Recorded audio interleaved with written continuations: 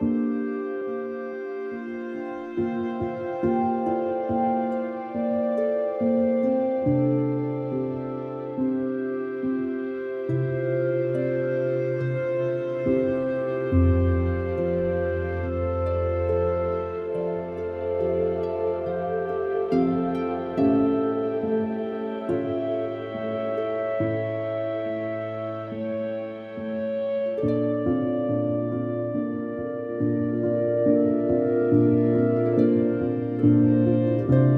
everyone, we are about to start soon.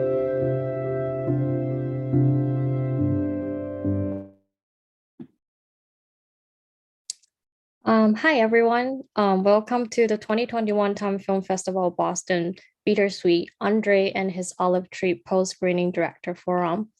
I'm the co-president Phoebe, and it's really good to see you all tonight. Thank you for joining us, and it's our pleasure to have you here, and we hope you will enjoy the talk tonight. And now let's begin. First of all, I would like to share with you some house cleaning rules. If you have any question for the director or facing any technical issue that you would like to raise our attention to, you can leave your message anytime in the chat box. During the Q&A section, if you prefer to speak, please raise your hand. Our moderator will call you. At that time, please unmute yourself and share your question with our speaker. This year, Time Film Festival of Boston picked the theme Bittersweet. Bitter and sweet are very two contract flavors, but they are not necessary to be separated. They can stand out by themselves, but together they bring the taste to the next level. Just like our life, it's a mixture of different tastes and flavor, with so many different feelings mixed together, either happy, sad, or angry. The mix of them makes our life experience extra memorable and special. And nothing is better to have Andre and his Hollywood Tree to serve as our opening film at this year's film festival. Not only because we can see so much delicious in the film, Chef Andre's life philosophy and experience is the best portrayal of this year's theme, Bittersweet.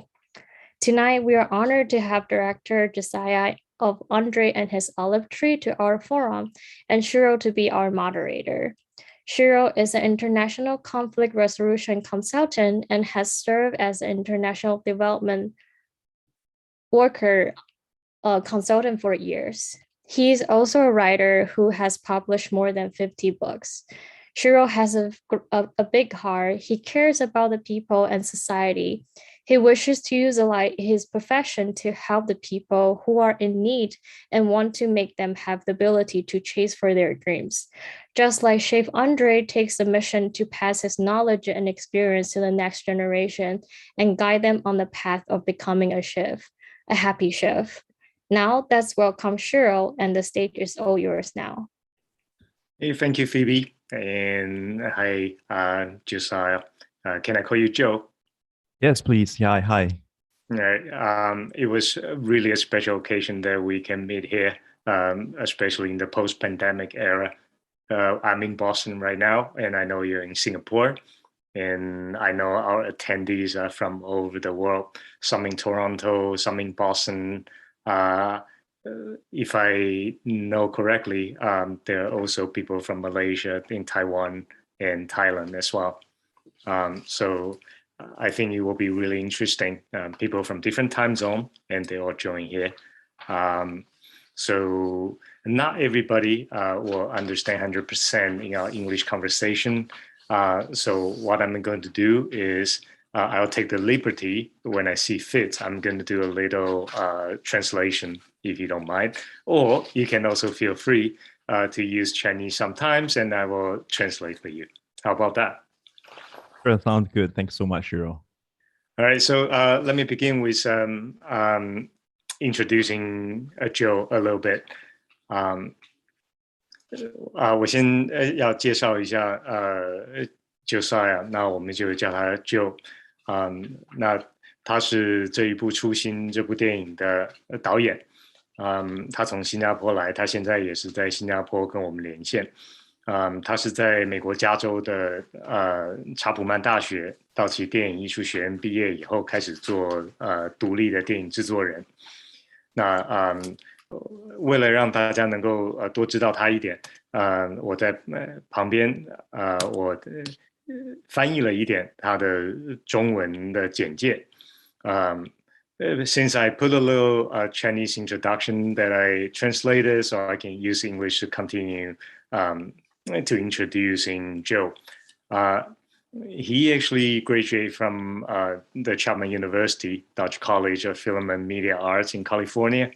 And over the years, he has produced more than 50 content pieces for broadcast and web, and won numerous awards, and also done a lot of interesting things, including bringing interesting like Hokkien dialect television series called Jiababue back to the Singapore television after the absence of the dialect over 30 years. But that's not it. He also, according to a little research, he has an interesting TV film called Gunting, which is in Malay. So that was really interesting. You see the cross culture and also the wide variety of contents. So today we are really honored to speak to him, and we'll be able to shoot the questions, not only about André and his Olive Tree, the movie and your experience, but also you as a person, as an overseas Chinese, as a Singaporean film producer, independent filmmaker, and how do you see where this is going to be. So let's begin. So much, Shiro. Thank you for having me here. Is it anything you want to say before I ask my first question? Well, I think it's a great honor to be here. Thank you so much. It's so wonderful to be able to speak to people of so many countries all over the world, especially during this pandemic period. I think this is a very special way of communicating. I hope the film has touched you in many ways as much as it has touched me personally. It was a story of hope and tenacity for me personally, but I've also heard from many other people that it represented very different things for them. So I hope to have this conversation with you to find out more about, how the film has touched you in your own very personal way. And I hope to answer any questions that you might have, about the film or even about myself, if you want to ask about myself. Yeah. Thank you especially to the Taiwan Film Festival of Boston for screening the film and for bringing this film to a larger world stage, and for giving me the opportunity to be speaking here. Yeah. So thank you, Joe. 所以谢谢 Joe， 他在新加坡跟我们连线他也非常欢迎大家能够问他问题。所以如果各位想要用英文发问或者用中文发问，都可以随时在旁边我们的这个聊天区，然后能够问你的问题，然后我们会挑选这个问题，然后询问导演。那但是一开始的时候，我先代表大家问几个问题。So to begin with, I'm going to ask you a few questions, not only out of my personal curiosity, but I think a lot of our attendees also want to know. The film orbits back to the announcement of André to close his restaurant. Did you know all about this before you start, or is that caught you by surprise? I actually didn't know that he was going to be closing the restaurant. In fact, a little bit of a backstory about how we decided to cover Chef André's story. I actually come from an advertising background. I graduated from film school, but after that, I went to advertising. In fact, I mean, up till now, I always tell people that advertising is like my wife and filmmaking is like my mistress these days. So what happened was that I was feeling kind of burnt out from my advertising career after about 3-4 years. Decided to go to Busan Film Festival to, kind of like refresh myself a little bit. Long story short, for some reason, my boss decided to go to the film festival with me, so it wasn't much of a break anyway. And then during the film festival, I think I poured my heart out about trying to make films and trying to see what we can do, with the medium, since we pride ourselves as being a creative agency. He gave me the blessing to make films, and we decided to, think about where we should explore, what kind of films we should make, and that kind of thing. And I remember it was in McDonald's one morning when we were discussing about this, and we were scrolling through our news app. And that was then that I first discovered that Chef André was actually going to close his restaurant. It didn't really hit me at that time, but a seed was planted because I couldn't stop thinking about it. And I realized that it was because I was very curious about how come someone would, return his stars and close his restaurant, especially after achieving so much. So it was really because of the curiosity that I decided to pursue this and to really question and ask. And so this was when I was in Busan and when I was in Korea. And so on the way back, I actually, emailed info@andrechang.com, just to say that I was interested to hear his story and to explore whether or not I could make a documentary out of it. To my surprise, his personal assistant actually replied and said, Chef is very interested to hear more about it, and let's meet. I freaked out after that because I didn't know what to say, and I was just there with just a curiosity, not knowing the full details of the story actually. After meeting him, find out more about his story, I realized that it was really something that was worth pursuing, because the theme of letting things go after having achieved so much was something that I thought would really resonate with not just a Singaporean audience, but with an Asian audience as well. Singapore is known to be a country that prides itself over achievements, and I think we grew up having tiger parents, telling us that we should achieve certain grades and achievements. And so I think it was counterculture, to be able to reach a certain level and say, let's return everything, and after having learned that achievements and awards are maybe not so important after all. And I wanted to explore that theme, and I wanted to really see what success really means to this person, in hope of really navigating this theme for myself and for the audiences. So I didn't realize that it was going to close. And I think after the discussions, actually the next important question a lot of people ask is, so how do we actually get the scene when Chef was actually announcing that he was going to be closing, to his staff? Thankfully, what happened was that Chef had hired a crew. So that was his own crew, to cover his first announcement to his crew, his kitchen crew, when he first announced that. And so we got in touch with that production company. At the time, I think Chef was trying to produce his own mini corporate film to announce about his closure. So just nice, we managed to get that clip. And so if you realize, some parts of that clip might look a little bit different on screen compared to some of the footages that we got. Yeah, so I didn't know. It was a surprise, and I'm glad that we managed to talk him into allowing us to capture this story, during this special moment for him. Wow, that's interesting. So you didn't know. And what surprised me even more is André actually had his own crew and made a film about the announcement of his own closure. So he's really prepared. What a perfectionist. Yes. Everything for him is planned for. So actually, when we approached him, the footage was actually from his crew. From his crew, that's right. Wow. Yeah. I think only him and, if I'm not wrong, his wife kind of knew. His wife knew, I think, the day before, but he had contacted his longtime friend, who was a production house director, doing advertisements to, appear there during that date, to set things up. So people knew that he might have had an announcement, but I think they didn't recognize that it was going to be that announcement. Yeah. Okay. All right. So let me translate just a little bit, if I may. 我刚才问Joe 的第一个问题是，我们在电影里面看到他的开场，也是最重要的一个关键，就是江振成他宣布他要把餐厅关掉。我说在拍这个纪录片之前，他知道江振成要关这个餐厅吗？导演说他其实并不知道，他其实呢那个时候他只是自己主动在江振成的网络上面留言。结果没有想到，他的助理很快的就回复说他对于这个纪录片有兴趣。那但是那个时候他已经宣布他要关闭这个餐厅了。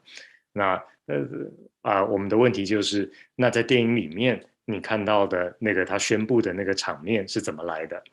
那就有说，实际上江振成应该说是心机很重吗？应该是说他早就有准备了，所以在还没有这个纪录片的计划的时候，他已经有请他自己认识的就是摄影师，然后在他宣布的时候拍摄到当时的现场，所以在电影里面大家看到的他宣布的这个场面，并不是就他当场拍的，也不是后来才补拍的，而是江振成他自己就已经准备好的画面。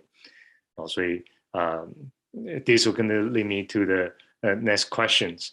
Is somebody even remember to hire the crew to film his own announcement? This person has to be a perfectionist. So what is it like to work with a perfectionist? 我的问题是，就如果有一个人他自己要关餐厅，他还会记得要打给导演，然后说你们要来拍摄，那这个人显然是一个完美主义者。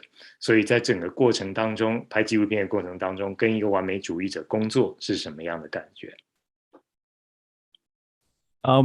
So at the very beginning, when I first met Chef André, I was constantly on my toes. I felt it was very intimidating.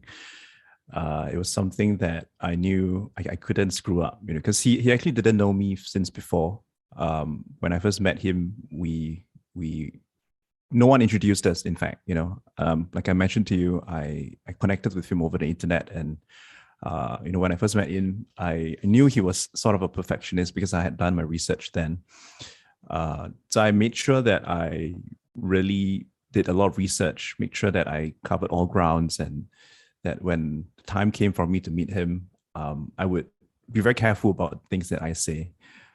So that lasted for about maybe the first few weeks. And later on, when we actually started our production process, I was actually quite surprised that even though outwardly sometimes he appears as a perfectionist, he's actually quite understanding. He actually gives you a lot of space and a lot of creative freedom.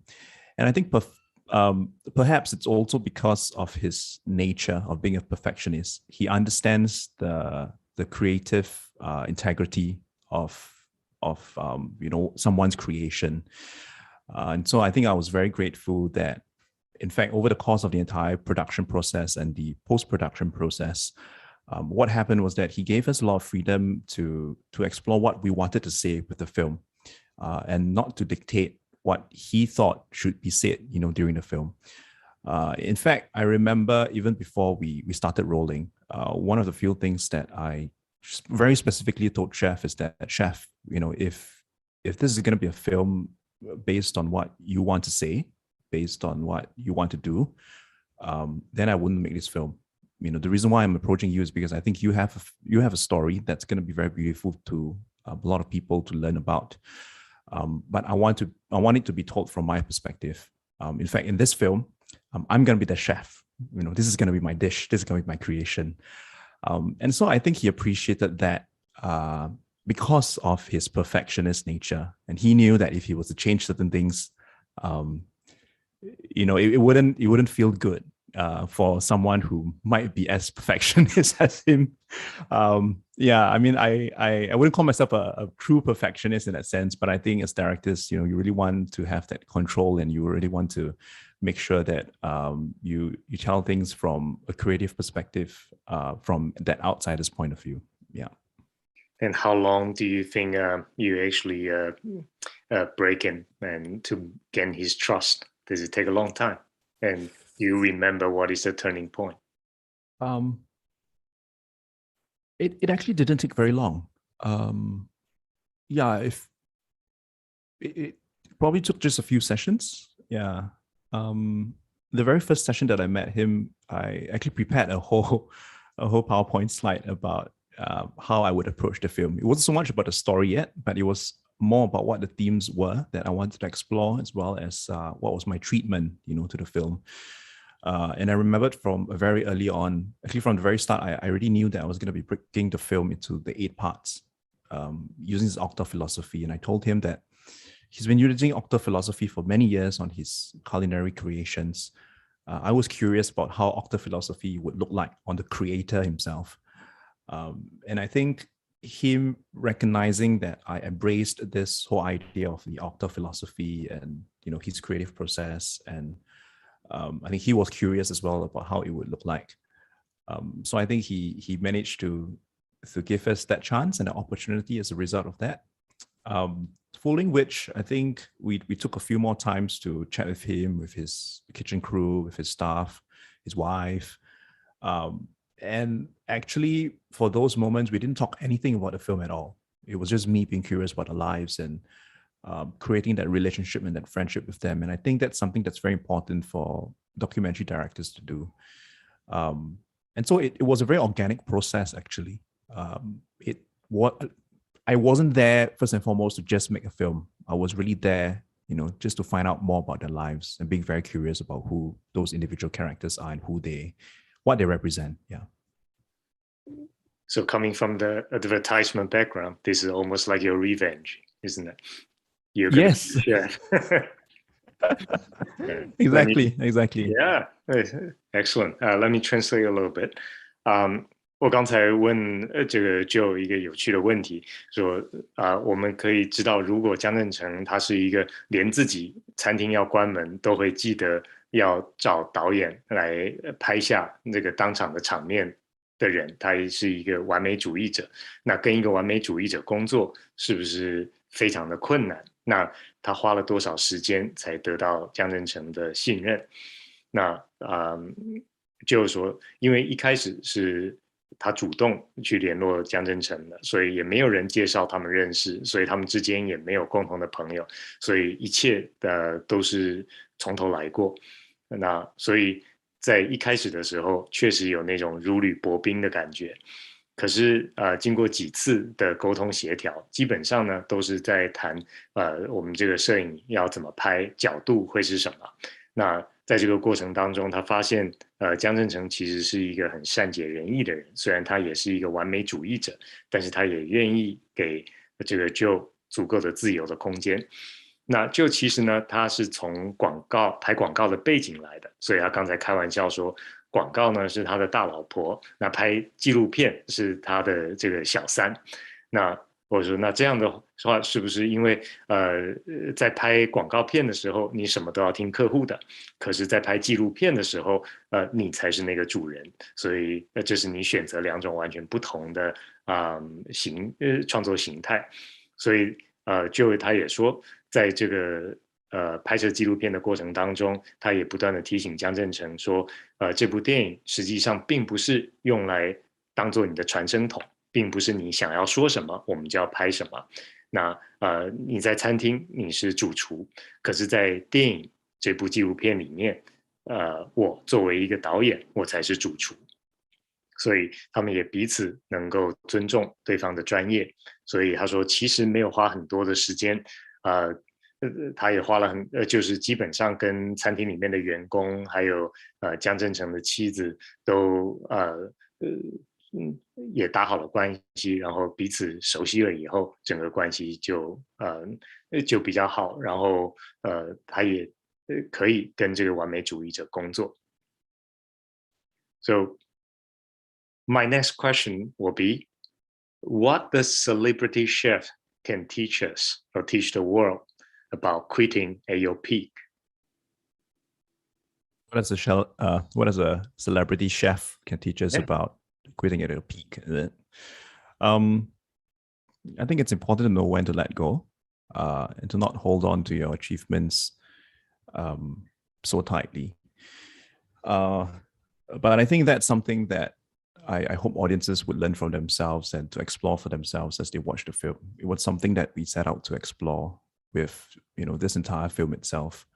In fact, up to now, as you watch the film, I didn't intentionally say that he has fully let go of his achievements, even though as a gesture, he has actually returned his stars and, he's stopping his chef he's putting down his chef's hat in that sense and just running his restaurants, and giving opportunity to the next generation.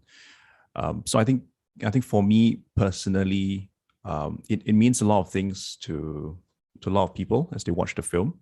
I hope that you gain your own personal lessons about what this celebrity chef would be able to teach you.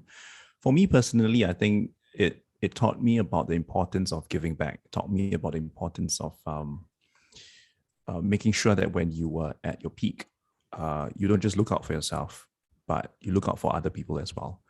And sometimes that would mean taking a step back. Sometimes that would mean that stopping, a certain part of that glorious process, just to make sure that you give opportunities to other people. One thing that he told me that stuck with me, this wasn't really recorded on film because this was during one of the sessions where, we were just having coffee and we were just chatting on the side. One thing he regrets is that a lot of the chefs that go through his doors sometimes have to be under his shadow. And I think at some point, this was about a few years before he decided to close the restaurant, he knew from quite an early stage that he wanted to live a life where he wasn't casting a shadow on other people. Because it's always be, he is Chef Andre's chef. He wanted his staff to be, he is that chef, he is their own chef, And so I think as a result of that predicament, he, as a result, decided to quit, that scene and to really allow people to be themselves and to build them up. So I thought that was quite a sacrificial act, and that was something that reminded me personally that when I'm at my peak, it's not about what other awards or accolades and what other things I can create, but more so about how else can I give back and what else can I do to build other people up. That's my personal lesson from Chef himself. So during the process, the chef that working under André, actually, they feel like they're given an opportunity instead of being betrayed by his announcement. Is that why is that your impression? I think the different chef had different feelings. It was very mixed bag of emotions.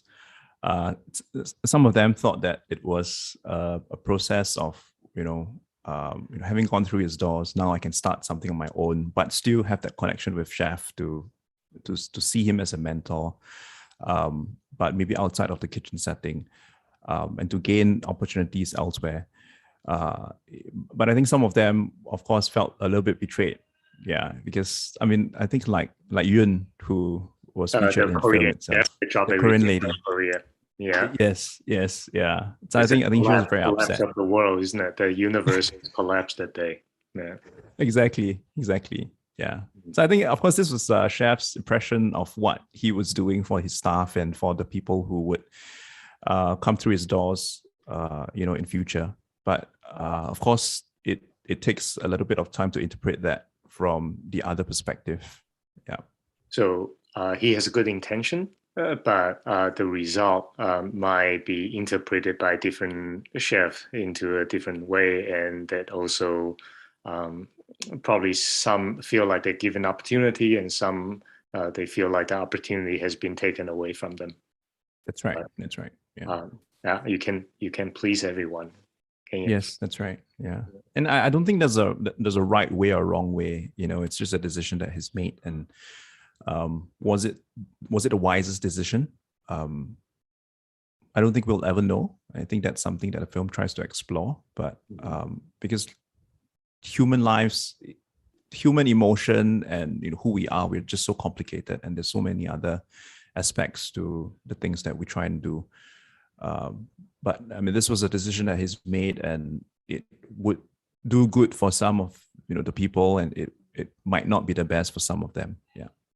But if you have to choose whether this decision from André is selfish or self-centered, which one will you choose? For me personally, I think it was a selfless act for me. Yeah, based How on so? Can you what explore a little bit more? Yeah. Sure. Yeah. So based on the things that I've heard from him as well as his staff.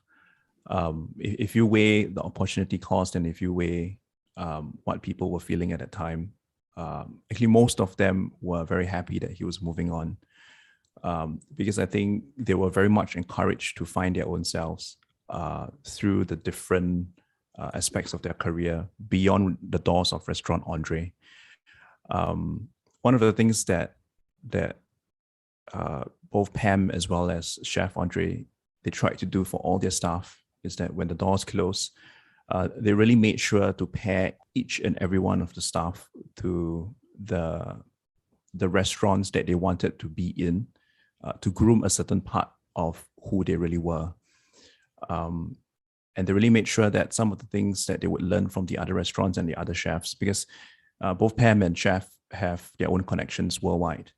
And so you have people who, if they want to start their own thing, they would start their own thing.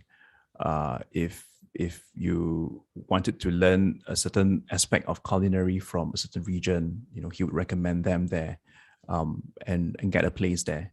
If some of them would still want to learn certain aspects from Chef himself, he brought them over to Taiwan, where he was going to be based at. And so some of them actually, flew to Taiwan with them. I think just a handful, less than 5, if I'm not wrong, to work at Raw, which is one of his restaurants there. And so I think the intention really started from a good place. And I think him doing this came from a very selfless place as well. Of course, there might be a certain aspect where it might be a certain inward-looking aspect of why he has made the decision, because I think he is an artist after all, and he probably had to care for his own interest at some point, and that's why he's decided to let go. But I think overall he probably did it in as a selfless act. Okay, yeah, that's very interesting. Let me briefly translate for the Sure, yes. attendees as well. 刚才我们有一个比较长的讨论，我们说，基本上，那刚才旁边我们也有朋友在旁边问说，餐厅员工在江振成宣布餐厅关门前1小时才知道他的决定，员工是不是觉得被背叛的感觉？那他是怎么想的？那实际上我们说。导演说，从他自己的观察，他觉得江振成的这个决定也不是自私的，也不是自我中心的，而是无私的。那为什么是无私的呢？因为他说，如果在江振成的手下工作，实际上每一个厨师他们都会有很大的阴影，因为每个人都会说啊，你就是帮江振成工作的，你在江振成的餐厅工作，但是每一个厨师都希望能够走出自己的路。那唯一能够让他们走出自己的路，成为他们自己，变成自己的明星厨师，唯一的办法就是他必须要离开这个餐厅，或者这个餐厅必须关门。所以他认为把餐厅关闭，实际上是把机会让给新人。所以他除了他自我检视，在这个过程当中，他要回到台湾。他其实也是希望能够回馈给这些为他工作的人，但是每一个厨师，这为他工作的人，他的感受当然是不一样的。因为有一些人会觉得啊，机会终于来了，我可以成为我自己的老板，成为我的厨师，做我自己想做的事。但是也会有一些厨师，像我们在影片里面看到那个拿着几卡培辛，然后就是拿着一个行李箱，然后就从韩国，然后丢下一切。然后来拜师学艺的Yun，他会觉得天塌下来了一样，因为他所有唯一想要做的事情就是在这家餐厅工作，所以每一个人会有不同的解释。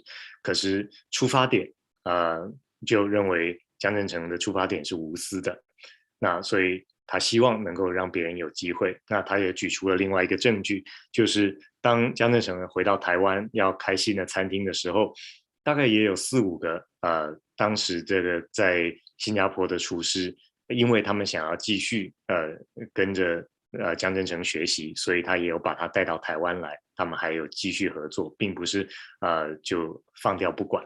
所以他说这也不是自私，这个决定也不是自我中心，而是无私的。So now we get back to the olive tree. It's in the title.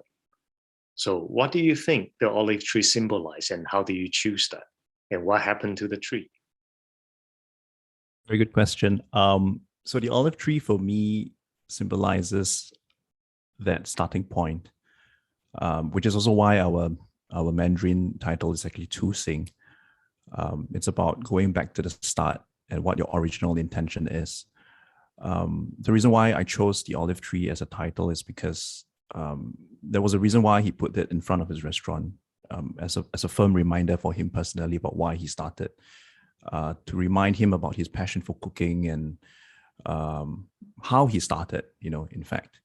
And I think that's something that's very important to artists, to people in general, about why, always reminding yourself about why you have started to do a certain thing, and going back to why you decided to make that decision in the first place. In fact, this was a long process for us to make this film. It didn't have had to take that long. I mean, it didn't have, to take that long, but because of budget, because of the fact that I'm advertising, so time is not a luxury for us. And at some point, it was very natural for us to go like, do we really want to make this film? Even if we let go right now, nobody's going to notice. We're just going to apologize to Chef. In fact, he didn't pay anything. He was just, there, and we just entered into his world. And so it wasn't going to be something that he was going to be losing. But I think me and my producers, we really had to remind each other about what our original intention was with this film. We wanted to explore a certain issue. We wanted to tell a story. And so that is kind of like our olive tree.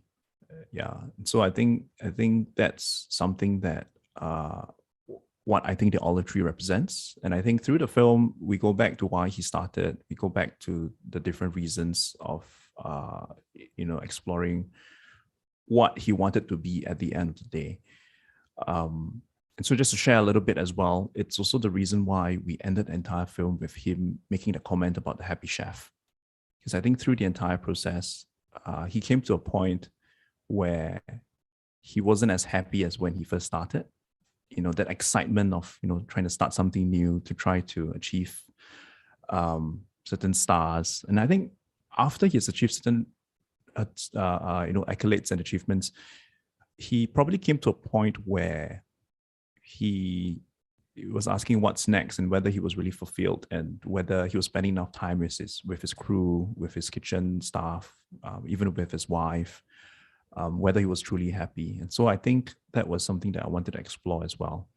And so I think for him, going back to his olive tree, his choosing his original intention was really about trying to find that happiness again. That was my personal interpretation through the entire process. In fact, the quote was something that, because we had very different versions of the film. We've cut it for many times. If I'm not wrong, we have about 6 to 7 versions of the film. Every version, while in the middle and the start might be a bit different, but one thing that didn't change was really the ending line, which was, don't be a Michelin star chef, really be a happy chef. And that has caused me personally to even reflect, am I doing something that really makes me truly happy? I feel fulfilled, and something that really helps me to recognize that joy of why I'm doing it in the first place. So that's the olive tree. To your second question, no, but just before you get into the second question, somehow I feel like the olive tree was trapped, just like André was once. It was a beautiful tree. It was too big for its part, but it kept perfect. And I cannot imagine the olive tree is happy there. So is it? Do you think there's one aspect he's more like the olive tree? Looks Definitely. Like he's dying inside? Definitely. in fact, when he brought the olive tree over, the olive tree, by the way, is, that particular species of the olive tree anyway, it's not something, it's not a kind of plant that is supposed to thrive and survive in an environment like Singapore, such a tropical country that's so humid. And so to a certain extent, I think when he was in France, and as well as when he is in Singapore, when he first started out, he never knew that he was gonna, become this celebrity chef. He never knew that he was gonna make it. And so I think he identified with the olive tree, even in that sense. When he went to France, he didn't speak a word of French. He didn't have much money on him. He really knocked on the doors of the different restaurants. But the olive tree is also known to be very happier then? I think he was happier trying to chase after something that he was really passionate about. And I think that while it's not the easiest, I think it made him happy. Yeah, to know that he was onto something. And so I think you're right. I think he does. I mean, it definitely is a representation of who he is, and how he came about. Let me briefly translate it. 我们刚才就讨论到这个既然这一部电影它的英文的电影名字叫做 André and his olive tree， 讲的是这个江振诚跟他的橄榄树。那这个餐厅前面的这棵橄榄树，我们它到底象征了什么？那我们讨论到这棵橄榄树是从江振诚在法国工作的时候，然后一起带过来的，所以这个树也是从法国到台湾到新加坡。那实际上新加坡的气候可能并不像法国一样适合橄榄树生长，可是他还是要尽力维护的，让这个橄榄树维持每一天都是完美的样子。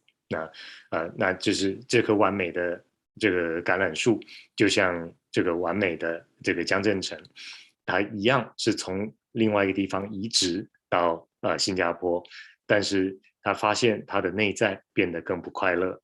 那我们刚才讨论说他为什么他不快乐？他说当他在法国的时候，他也没有钱，然后他也不会说法文，可是他在追求那个梦想的过程当中，他是比较快乐的。但是他发现在新加坡作为一个米其林餐厅的主厨，他没有像以前那么快乐，所以他说在拍摄的过程当中，他们也常常讨论到底快乐的厨师是什么。那后来这个江振诚他说，与其当一个米其林的主厨，不如当一个快乐的厨师。所以如果他像这棵从法国移植到新加坡的橄榄树，为了被保持在一个完美的状态，在一个不适合的环境，变得越来越不快乐，甚至从内在开始慢慢的枯萎。那他是不是应该要做一个勇敢的决定？所以这里面也有放弃的一个很重要的一个概念。所以橄榄树根据就作为一个导演的角度来看，他觉得这棵橄榄树就是代表着江振诚，然后他们之间有一个很强的联系。And do you still remember the second question? Yeah, I think the second question was where's the olive tree now, right? Yes, where is the olive tree? 第二个问题就是那现在那棵橄榄树呢？ The olive tree is actually in our Singapore Botanic Gardens right now. So they donated it to the Botanic Gardens. They have an area where they grow olive trees, where the conditions are perfect in that sense. So hopefully the olive tree is happier there now. Is it a special tree? It was especially marked, or it's just blending to other olive tree now? It blends into other olive trees now, right now. Yeah. Oh, interesting. Yeah. So I don't think they put like a plaque or something to say that this is. That would be weird. That would be weird. Yeah, exactly. Yeah, and actually, before they transplanted the tree over at the Singapore Botanic Gardens, it's interesting to see the extent that they actually go to make sure that the olive tree survives and thrives, in Singapore. They would put ice cubes at certain times of the day, just so that the heat wouldn't be so strong for the olive tree, and I think there was some special pebbles that they put to make sure that the olive tree was surviving well. Yeah. Right. Just like making sure that Andre and Pam surviving well in that. That's right. Yeah. Making sure the conditions. Yeah. 我们说那现在那棵树在哪里？那就他有一个很有趣也很让人意外的答案。他说那棵橄榄树现在已经在新加坡植物园里面。那我说那这棵树是单独有，比如说特别标示说这个是江振成的餐厅的树，还是只是跟其他的橄榄树放在一起？那就说它只是跟其他的橄榄树放在一块，并没有单独去标明这棵是一棵特别的树，所以它就变成了一棵普通的树。But the interesting thing I noticed, one of the attendees, they say in front of chef's new restaurant in Taiwan, there's also an olive tree, but it's a different variety of the olive tree. Really? I wasn't aware about that in Raw, but I know that he got a new olive tree for his new place in Taiwan as well. His own residence. Yeah, but I didn't know about the one at his restaurant in Taiwan. Yeah. I see one of the our attendees actually have a questions. They say we always talking about Andre, talking about the chef, but what about Pam? What throughout the process? What's the feeling for Pam, and what do you think about it? And does it mean that she's behind? Because there's a typical saying, say in Chinese, every successful man behind it there's a woman, and is she thinking herself as that position, or she's actually have a different plan or different interpretation of what she's doing? Actually, Pam was someone that I never knew about until I initiated a conversation with Andre, to make his film. And I'm glad that I met her, actually. In fact, we've had very much in-depth conversations about how she's feeling, as well as her time over at Restaurant Andre. This was someone that has given up a lot.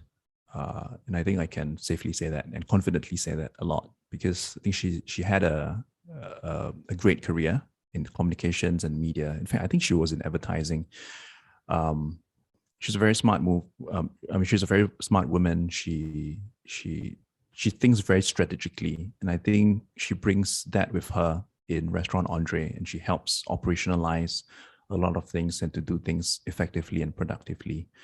I recognize that quote that you mentioned. I think it's 每个男人的背后是每个成功男人的背后有一个女人，对吗？ Yeah, something along those lines. So I think in this case, it wasn't so much about her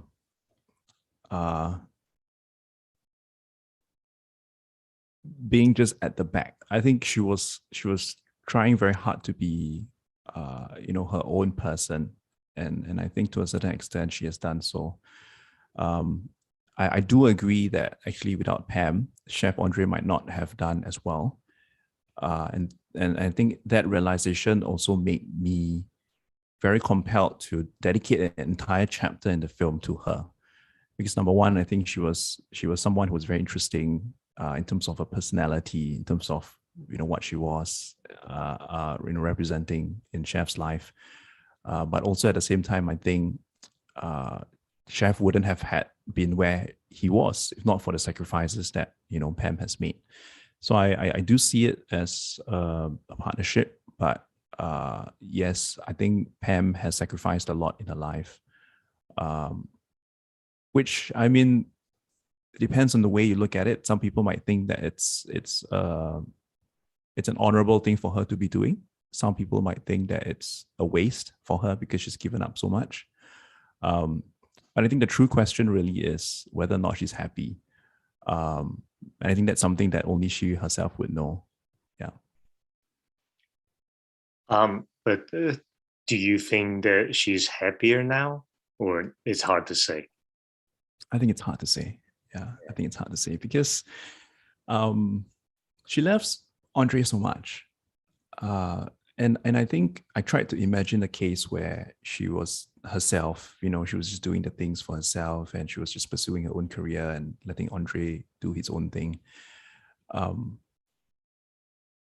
don't necessarily think that would make her happier, even though she might be the top, you know, communications executive or top advertising. I mean, she might be running her own agency for all you know, but I don't know whether she would be as happy just doing the so-called dirty work and being around the kitchen staff or being around chef. Yeah. So I think that's something that's hard to say.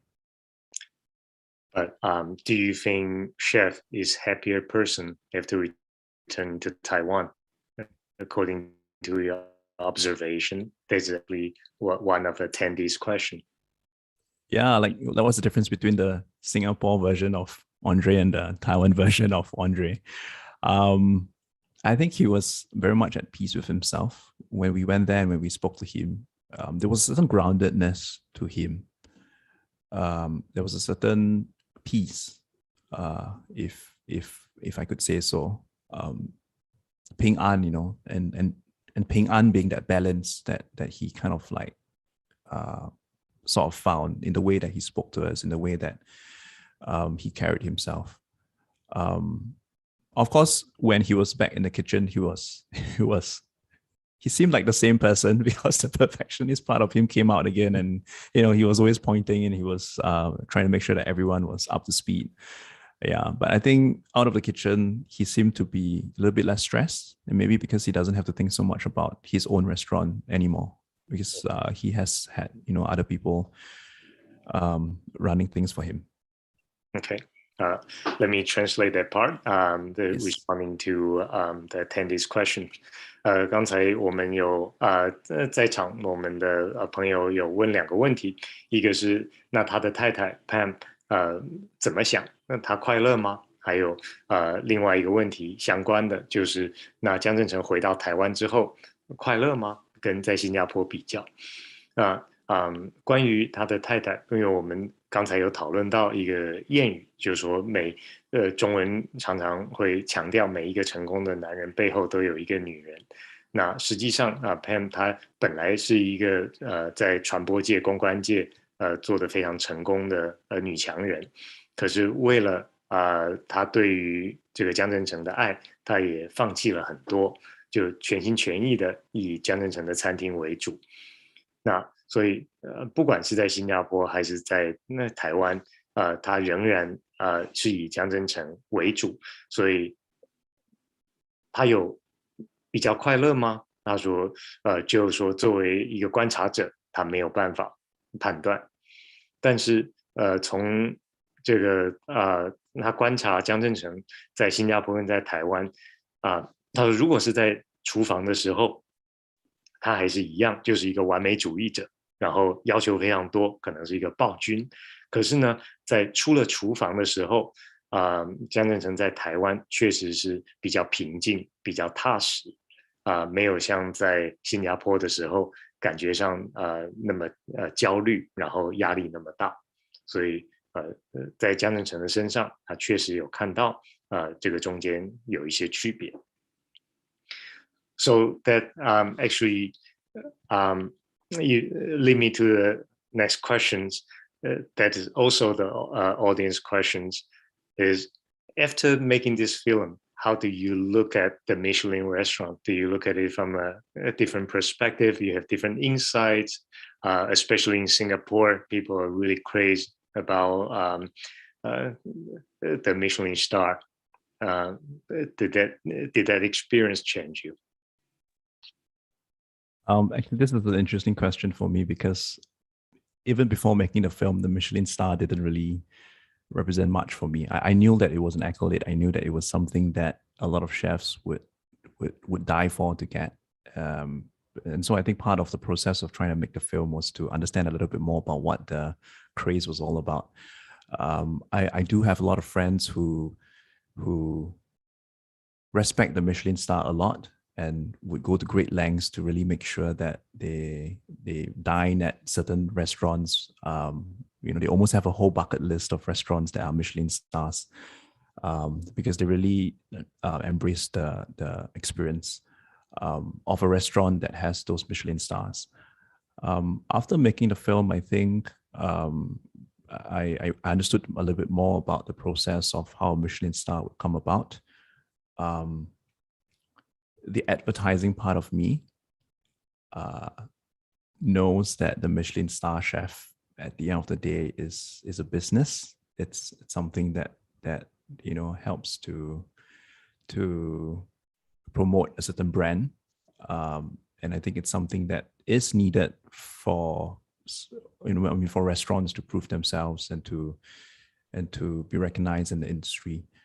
So yeah, I think in the aspect, it's something that I guess it's necessary, but I think it's something necessary for some of the restaurants, but I think it's something that someone shouldn't be too hung up about. Yeah. And do you think they connect to why André wasn't very happy to the point that he had to close the restaurant? I think to a certain extent, yes. The question is always, sure, if you have a lot of awards, if you get number one, number two, are you really connecting with your audiences? Are you really connecting with the people that you want to connect with? Your family members, your staff, and has trying to achieve a certain accolade actually caused you to sacrifice certain aspects of who you really are? I think that was something that chef himself was trying to struggle with and to contend with. And so I think he as a result, one of the many reasons, in fact, he's had to close his restaurant is because of this. I see. Let me translate this bit. It was very interesting and also responded to the question that our attendee asked. 佩佩问说，这个江振成知不知道他为什么不快乐？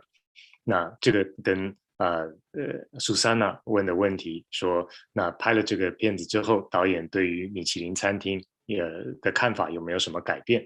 那这两个问题一起回答。那实际上，导演认为，米其林餐厅，它毕竟虽然我们说它是这个食物的艺术，但是它仍然是在做生意，它基本上是在推销，所以整天在推销，对于江振成来说，也是导致他变得越来越不快乐的原因，因为他认为自己是一个厨师而不是一个生意人。那在这个中间的过程当中，他知道他只是在做生意，那他到底是不是跟他想要做的事情渐渐脱节了，还是他还是维持着他的初心？那所以这跟这个电影的中文版为什么叫做初心也做了连结。那导演就他自己说，其实在拍这个纪录片之前，他自己对于这个米其林餐厅就没有什么特别的感觉，因为他自己是做广告出身的，他也知道这个就是做生意。但是重要的是，如果为了做生意，然后让江振成没有办法做自己，那他当然就没有办法快乐，甚至不快乐到一个程度，他觉得他必须要结束这一切。所以回到了这个电影的中文名称初心。Sarah, I need to thank you for translating so far. By the way, yeah, thank you so much. Yeah, I also learned a lot, and also by reading the attendees' feedback, it was quite interesting. Ian even remember they say the olive tree in Taiwan is and 1 hour 15 minutes. So if you scroll back your own movie, you'll see the olive tree in Taiwan. Oh, right. So it was actually there. Okay. All right. I missed that totally. 所以就是导演说，这个怡安告诉他，在1小时15分的时候有出现台湾的橄榄树。那我们说导演他回去以后可以看他自己的电影，他说他完全没有看到。Okay, so before we move on to talk about you, we want to ask you the questions, and also our friend, I think David, also raised the questions. Is it any specific part that the chef asks you to remove or not to use, or do you have any regrets about this film now looking back, like you could have done this or not to do this? Can you share a little bit? The first part of the question about whether chef had asked me to remove certain parts. Yes, he asked me to remove one part. And that one part was a drone shot of his home. And he asked us to remove it because it very clearly showed where he was staying. And I think it was more of a privacy concern that he asked us to remove that thing. But surprisingly, actually, when we presented the film to him, because of the fact that I couldn't fly over to show the film to him, I actually sent him a link. And I waited for very long for him to reply. I thought he was going to have a lot of notes about what he wanted to change. I tried to kind of suggest to him and reminded him that, hey, I'm the chef for this film, right? Not you, in very subtle ways. And when he replied, surprisingly, he didn't have much comments. He basically said, well done. I think this is a great film. What's next? The only other thing that I hope you can remove is the shot of my home, because I'm afraid that people would know where I stay. So that was the only part that he asked to remove, actually. So he's a really private person. And do you think he's trying to protect his privacy or his family or his neighbors? What's the reason for that specific drone shot that he doesn't want to be recognized? Privacy concerns, I think, at his level. You don't want anyone just knocking on your doors randomly. So I would understand that. He is, after all, arguably a celebrity chef, and it might be a concern about the media, trying to reach out to him without prior notice. So I think, or more people show up with suitcases. More people showed up with suitcases. That's right. Yeah, asking for a job or whatnot. Yeah. So I think that. I mean, it was a fair reason for me. So we were very happy to remove the shot. Yeah. Other than that, nothing else. Yeah. He didn't ask us to remove anything. I think your other part of the question do you have was, any regrets? Okay. No regrets. In fact, the reason why it took so long to release the film and for us to edit it is because we wanted it to be perfect in our own sense. I go back to the analogy of being a chef, right? It's almost like I've cooked this dish, I've served it. There's no point trying to think about, I could have made it more saltier, I could have made it sweeter. A dish is prepared, the dish is a dish. This is as perfect as I think that it could be for you guys to enjoy. And so I don't think I have had any regrets. Yeah. But you did mention that you and your producer at a certain point that you almost want to give up. Yes, that's right. Because I think we're trying to juggle our day jobs. We're trying to get this done. And I think we're trying to find that balance of telling a fair story, trying to find that balance of putting enough effort to give this story a certain value, for other people watching it. And I think these things take time. It's not a rushed process, and we intentionally took that time as well. Very different from advertising, by the way. Advertising, everything is about go. I needed it yesterday. But I think for this film, we intentionally took our time. But as a result of that, having to balance our day job, sometimes it did cause certain pressures on our part. And so that's why we thought that we were going to give up at a certain point. Money was also a concern, of course. I mean, this was done, using money from our own pockets. I mean, we did have investors in that sense, who gave us donations, who sponsored certain parts of the film. And we're very grateful for those because they believed in the story and they believed in us telling the story. yeah, so we couldn't do something that was slipshod, anyway. So yeah. Okay, thank you for your answer. Let me translate very briefly. John 有问了一个问题，他说David 对不起 David 问的问题是江振成有没有告诉他所拍的里面他有要求不能用的地方，或要求他要拿掉。那导演说他记得只有一幕是他用空拍机然后拍到他的家里，然后唯一就只有这一幕。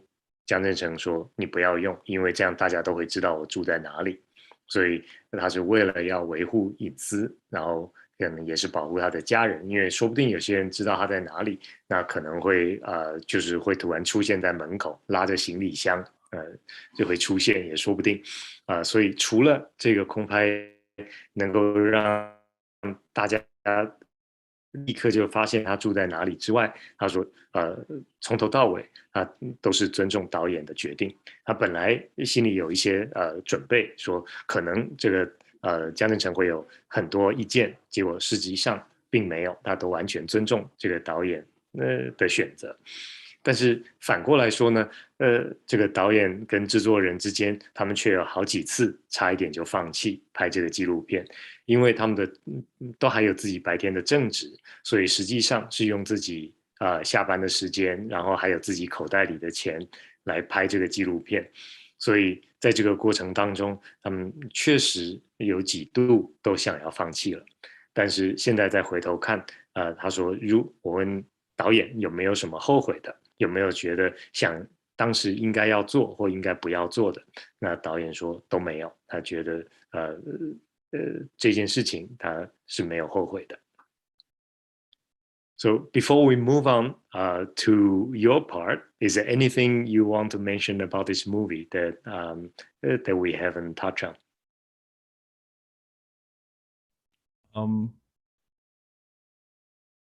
No, nothing that I can think of actually. Yeah, I mean, we can always go back to the movie questions later on. Okay. Yeah, my life might not be as interesting as the movie. So. Let's talk about you then.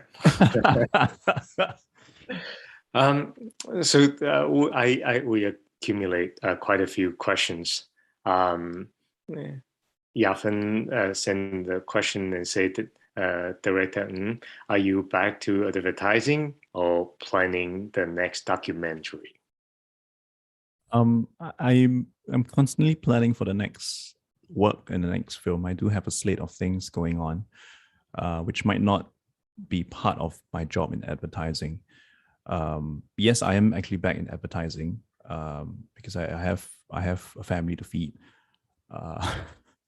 But I'm also in transition in terms of my career and my job. Yeah, I can't share as much right now, but I think I'm intentionally and more consciously making a shift towards being able to make more films and more material that helps to explore certain thematic issues and what the human condition is like. Yeah, parts which I probably can't really do as much in my job in advertising. Yeah. 就他说因为他仍然必须要考虑现实的问题，所以在做广告这个部分可以让他可以养家。那但是呢，他随时都会想着他的下一部电影是什么，下一个纪录片，下一部电影。所以这个他也希望能够在日后能够把更多的重心放在电影上面。But you actually have done a lot of work, including during the introduction, you say Jababwe as one of the first Singapore TV drama that using the Hokkien dialect, the first time in 30 years, and you're part of it. Being an overseas Chinese yourself in the multicultural Singapore, how do you look at the cultural issue as a media person, as a director? Because you are not limiting yourself as a Chinese director. You also, like what we mentioned, the Gunting that is in Malay. So how do you look at the cultural issue? And also one of the early question also linked to that and said, do you see what is the reason compared to Singapore comparing with Hong Kong and Taiwan, the film industry is not as prosperous according to the attendees on interpretation? And do you have some explanation for that? Okay. First part of the question relating to the cultural issue. I think in Singapore, more and more we are losing our roots. Almost like, losing where we came from. A little bit like New York, maybe a little bit like Boston, where it's such a mixture of different kinds of people, a lot of different cultures, which is not necessarily a bad thing. But I think as a result of that, if we are not intentional enough and if we are not conscious enough, it's easy for us to lose our roots. And I think I myself personally, I grew up in an environment where I wasn't as encouraged as much to speak Mandarin. And that's something that I regret. I think if you look at the history of Singapore, when we were trying to form our own independence, we wanted to have our own identity. Very naturally, our political leaders decided that it was important for us to have the same language to be able to communicate with one another. And so a lot of English was being pushed out. A lot of our education system was focused on that. They took out the dialects because they didn't want to have different factions of people, forming their own tribes in that sense, and causing friction because of those differences. They wanted to unite the people using such a policy. On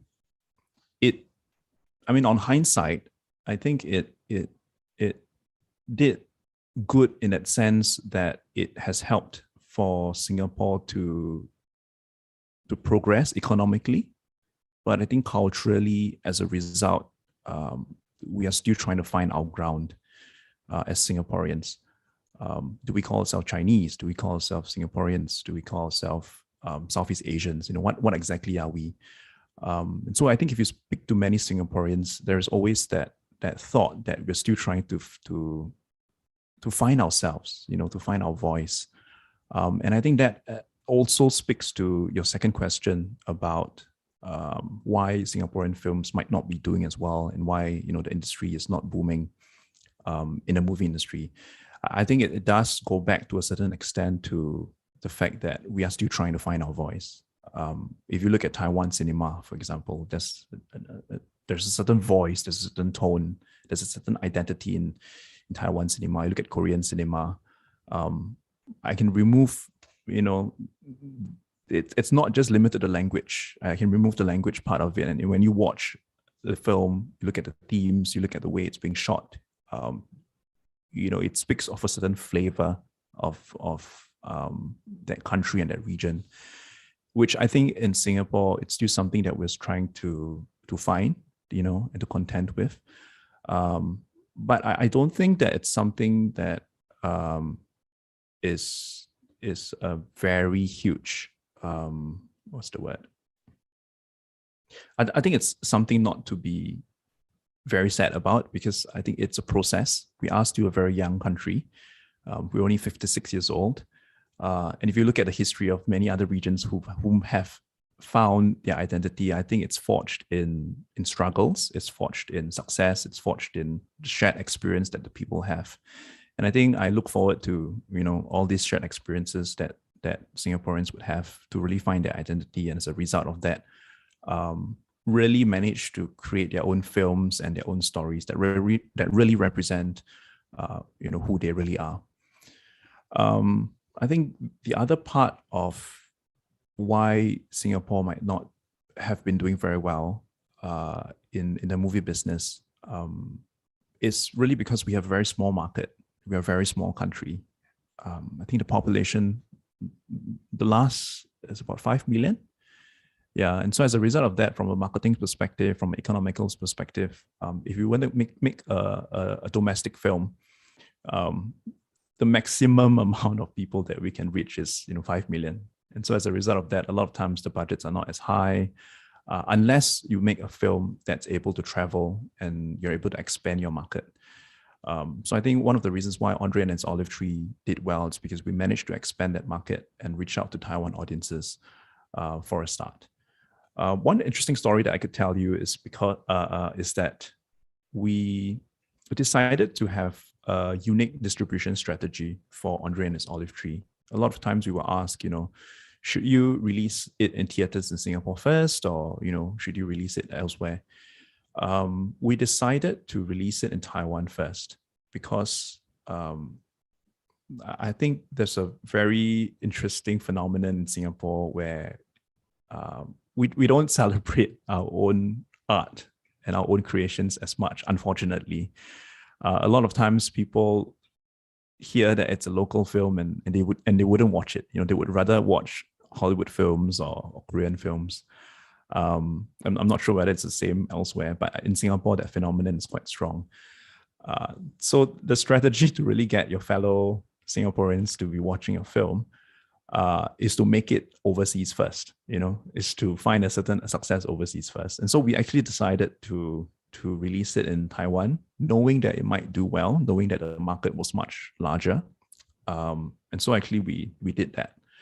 I always joke with my producers and I call it my Sun Yanzi strategy, or my Lin Junjie strategy, my JJ Lin strategy, because both Stephanie San, Sun Yanzi, as well as JJ Lin, they're both Singaporeans. And actually when they started, it's so sad, we didn't support them as much as they deserved. And the moment they went to Taiwan, the moment they went to overseas and they did so well and they have so much fans, that's when Singaporeans really set up and went like, oh, wow, they're Singaporeans. Yeah, I think it's unfortunate. I hope things will change one day. I hope that a lot of artists, they don't get discouraged as a result of that.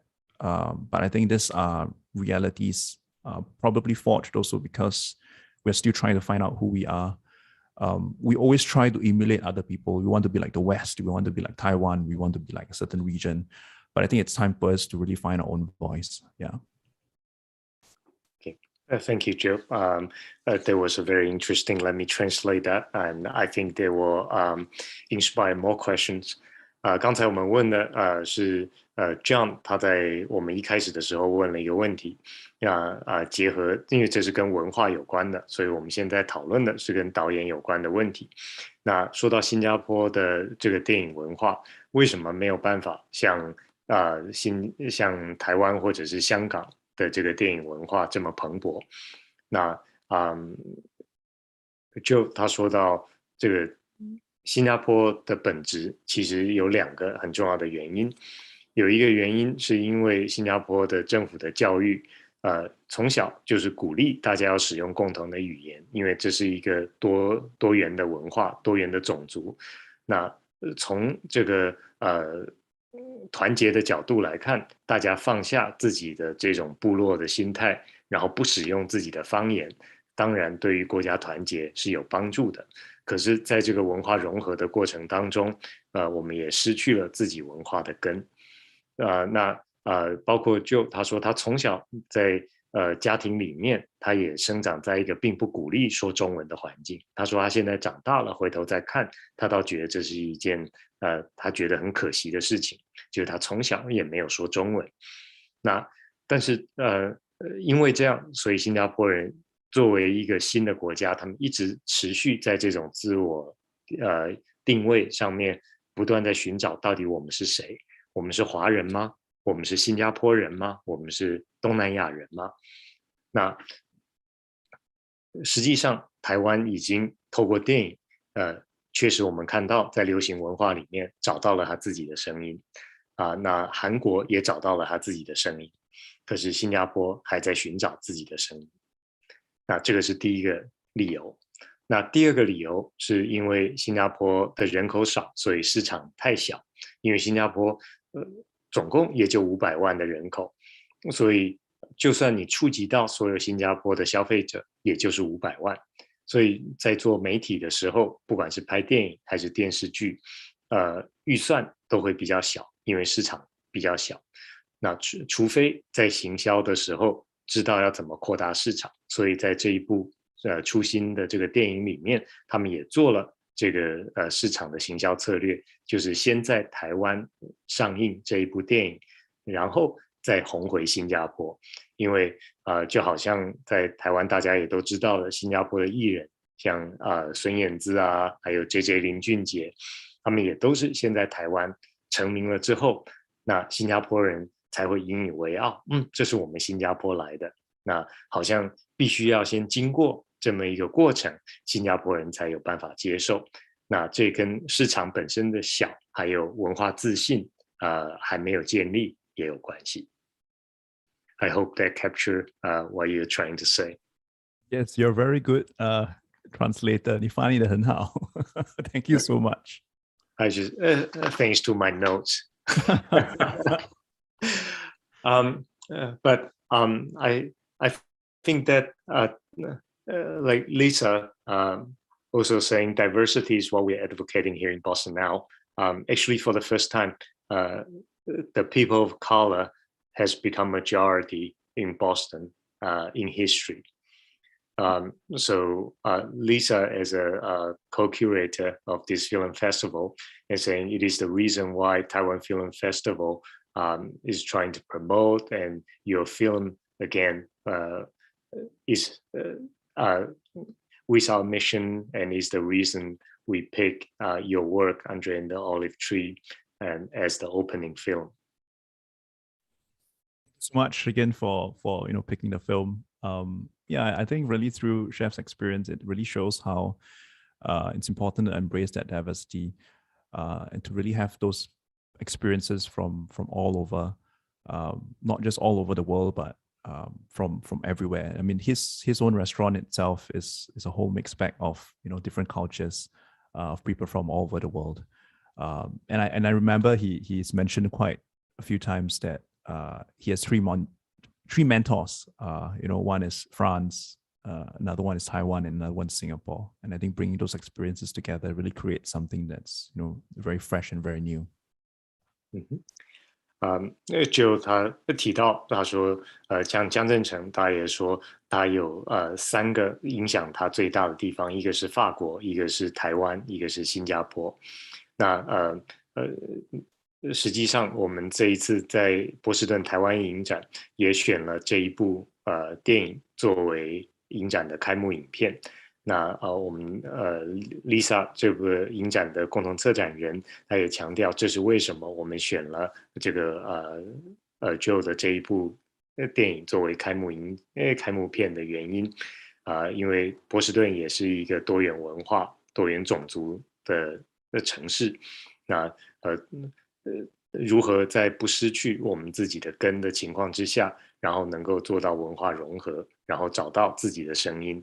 确实，不管在世界各地，波士顿也好，新加坡也好，台湾也好，甚至法国也好，在这个充满移民的每一个国家，这个都是我们在寻找的。So I think that is actually not unique to Singapore. I'm sure Taiwan is also trying to find its voice, and with all the migrants increasingly important in Europe.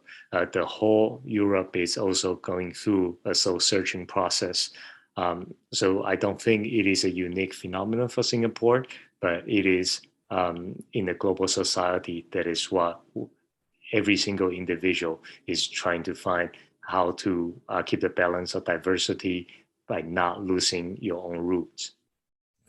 That's right, definitely. Right. And I see that we have 7 more minutes, and I would like to open our time to our attendees. If some of you would like to raise questions by saying the question yourself, or you can type in your questions. I'm very happy to see we have exactly 100 people participating our panel today. I think everyone has your own voice, so you're more than welcome to ask the questions, and I think we'll take the last 2 questions. 因为我们最后剩下有5-6分钟的时间，那我们今天有100位朋友来共同参加我们今天的对谈，那所以最后我们还有2个机会。刚才如果你有提出的问题是我们没有提到的，但是你觉得很重要，你想要提出来的，欢迎你现在可以举手直接提出，或者是你也可以写下你的问题。All right, so now we have 2 less questions. Yutian has a question for Joe. If you want to ask a question, oh no, it's not. It's actually Yutian is our IT person who helped us with this platform. So thank you, Yutian. Joe actually has a question. He say, how does André and his olive tree and the experience made an impact towards your future work? Has it changed you? Has it make you change your perspective? How does that impact you? I think having made this film, it's built up a certain stamina. Filmmaking is something increasingly I've learned. It's something that you need stamina, especially if you're making a feature film. I've been told that before. I kind of know that in my headspace, but having gone through it, it's something that I recognize, and I know that in my future films, you probably have to really build that stamina from very early on. I've made a few short films. I've made a few other content pieces. And I always thought that, I was so ready to make a feature film. But as a result of having gone through this experience, I think it's something that I need to constantly remind myself about. And not just a physical stamina or your mental stamina, but your creative stamina as well. You come to a point, where you don't know where to go creatively. And so I think what I've learned is that it's very important to have very trusted collaborators with you. And I'm a firm believer that filmmaking is actually a very collaborative process. Of course, you have people who think that the auteur theory is the way to go, where the director is the only one that has the creative say. I believe that the director is the captain of the ship, yes, but it's about taking together all that creative expertise that each department and individual has to come together and form something that's truly beautiful. Almost like melding together the different cultures, right? So I think in a very similar way, that's what the filmmaking process is going to be like for me in future. Short films are very different. A lot of the other content pieces that I've done is very different because, it's all about what the director wants. But I think for this film in particular, I really had to rely on other creative partners, to work together collaboratively to make sure that this was a film that was beautiful. So while I'm here representing them to speak to you guys and answering all these questions, this is not just my film. This is a film from my crew, from my collaborators, from my partners. Yeah. So it's your kitchen and you're the chef. Yeah, that's right. Yeah. Well, I guess I'm the head chef, but every part of the dish is being cooked by someone else. So yeah. Collaboration. That's right. Very, very interesting perspective. 那回答 Joe 的问题，导演说，就好像这个江振成他是一个主厨，但是在主厨的厨房里面，是所有人大家一起合作才有办法做到的。所以在一个电影拍摄的过程当中，就像江振成的厨房一样，里面有各式各样的厨师，实际上每一道菜都是别人做的。那没有任何一道菜是江振成一个人做的，可是我们却说他是主厨。那导演其实也是一样，我们会说这个电影是导演的，可是实际上导演并不是做每一件事情的人，甚至导演没有从头到尾做完一件事情，如果没有其他人的帮助的话，所以我们说这部电影其实也就像就拍电影的过程就像江振诚的厨房，那江振诚是一个主厨，那就作为一个导演也是一部电影的主厨。And we have one last question. Everyone is permitted to talk, and you have questions about the specific part in the movie. Would you like to raise your question? 那everyone 你要自己问这个问题吗？我想说的是说，看这部电影，我最喜欢的是那个主厨跟他太太他们不放弃那个甜点主厨的那一段。就是受伤的那个甜点主厨。那我想问问导演，你最喜欢这部戏的哪一个部分 ？Okay. Joe, did you get a question? So, yes, I did. Yeah, do you need to translate that first, or? Oh, okay. The pastry chef is the dessert chef is the one that Pam and Andre didn't want to give up, and everyone's saying this is her favorite part in the film. Do you have your favorite part in the film?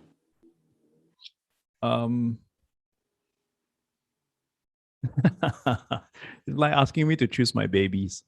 Yeah, it's cruel, isn't it? Yeah. They're all beautiful. They're different. Yeah. I think each part represents very different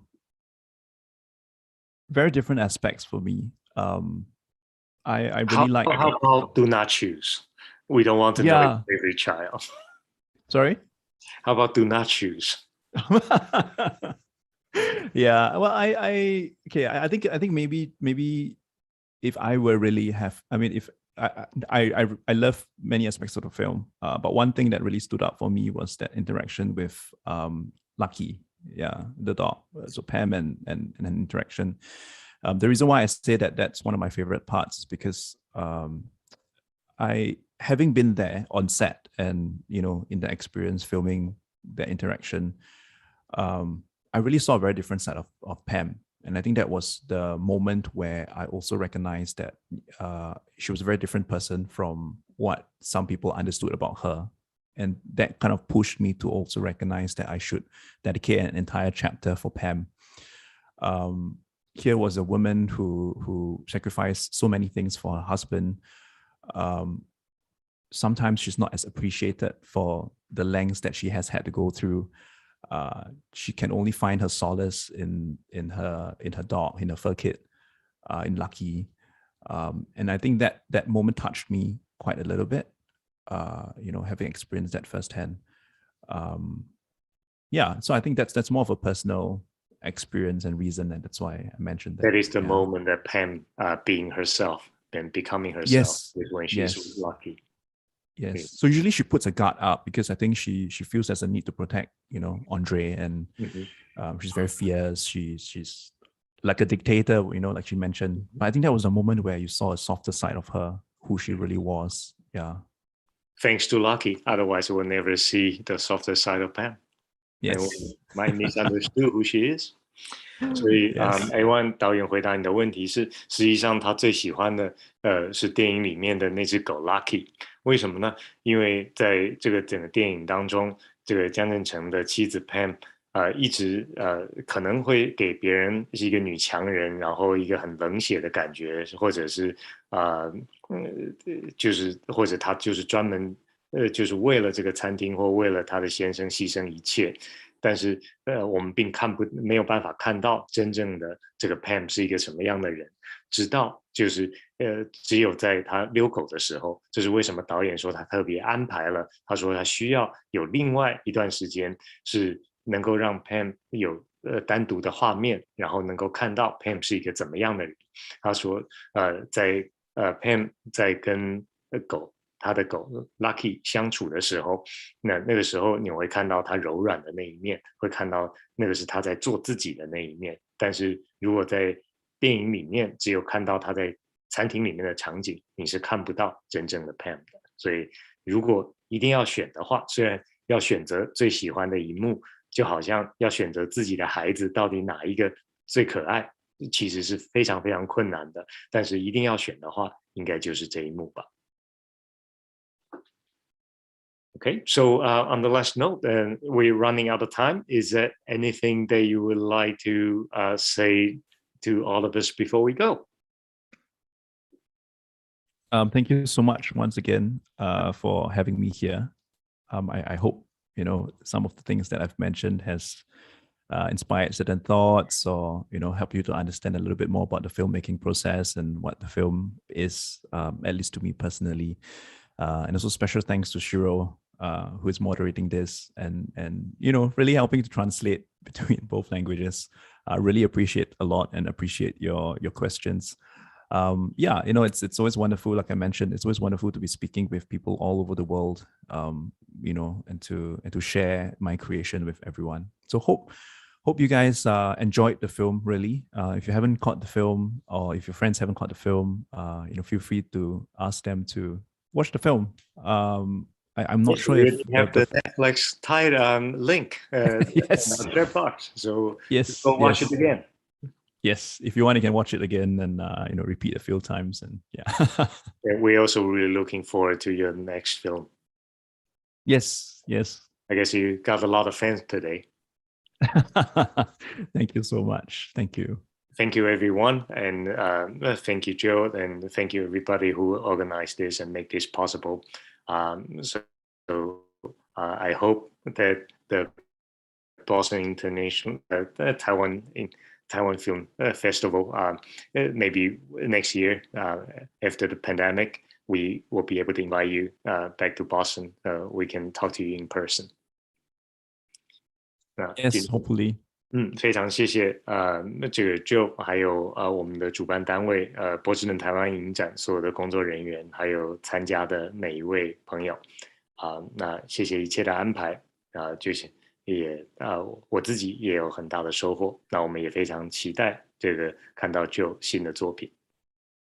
那今天非常谢谢大家的参加。我们就在这边结束了。那希望明年波士顿台湾影展还能够邀请到 Joe， 说不定那个时候疫情结束，能够我们在波士顿见。So thank you very much and see you very soon. Take care. Thank you so much, Shiro and Joe. It's really a great night. I've enjoyed the conversation a lot, and I feel like very excited to learn more about Chef Zhang's perfectionism, his idea, and know more about the director's background and your perspective about the film productions or the cultural diversity. It's been a great night, and I hope all the audience enjoy the conversation as much as I do. And don't forget, tomorrow we will have our last post-screening forum with Dear Tenant with director Zheng Youjie at 9 o'clock. So don't forget to join us. And we also post the survey link in our chat box. So feel free to leave your feedback and help us to come back and become better next year. Thank you so much and have a great night. Thank you.